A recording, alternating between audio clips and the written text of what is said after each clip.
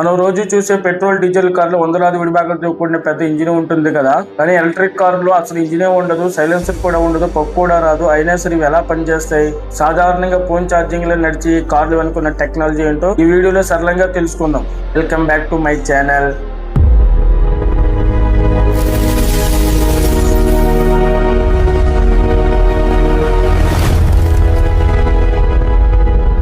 సాధారణ కార్లతో పోలిస్తే ఈవీల్ నిర్మాణం చాలా సింపుల్. ఇందులో ముఖ్యంగా 4 భాగాలు ఉంటాయి. అవేంటంటే battery pack, inverter, electric motor, drive train.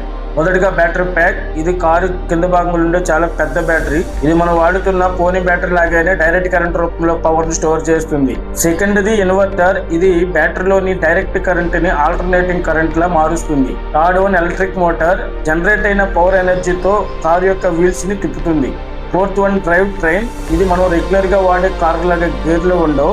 ఇది డైరెక్ట్ గా పవర్ ను కార్ యొక్క వీల్స్ కి అందిస్తుంది.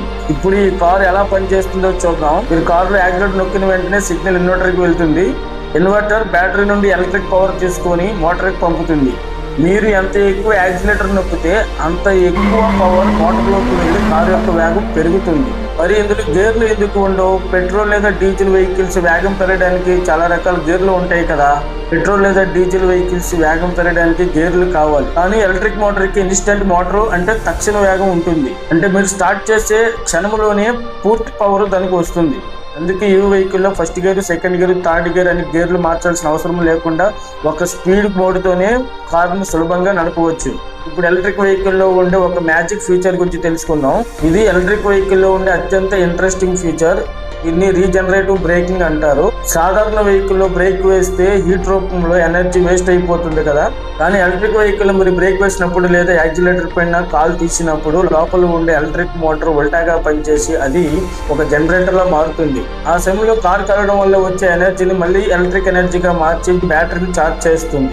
అంటే వెహికల్ మీరు డ్రైవ్ చేస్తూనే కొద్దిగా బ్యాటరీని ఛార్జ్ చేసుకోవచ్చు అన్నమాట. ఎలక్ట్రిక్ వెహికల్ వల్ల ఉపయోగాలు ఏంటంటే ఇప్పుడు పెట్రోల్, డీజిల్ చాలా రేటు పెరుగుతున్నాయి కదా. ఆ పెట్రోల్ పోయాల్సిన అవసరం లేదు. దానివల్ల వచ్చే ఖర్చును తగ్గించుకోవచ్చు.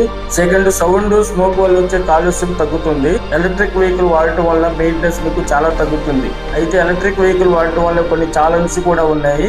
ఛార్జింగ్ కి చాలా సమయం పడుతుంది. లాంగ్ జర్నీస్ కి ఇంకా పూర్తి స్థాయిలో ఛార్జింగ్ స్టేషన్లు అందుబాటులో రావాల్సి ఉంది.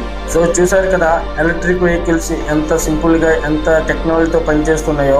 మీరు ఎవరికైనా ఎలక్ట్రిక్ వెహికల్ కొనాలన్న ఆలోచన ఉందా, లేదా ఇప్పటికే వాడుతున్నారా?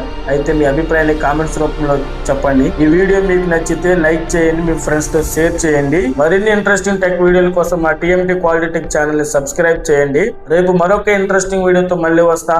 అంతవరకు సెలవు. Bye bye.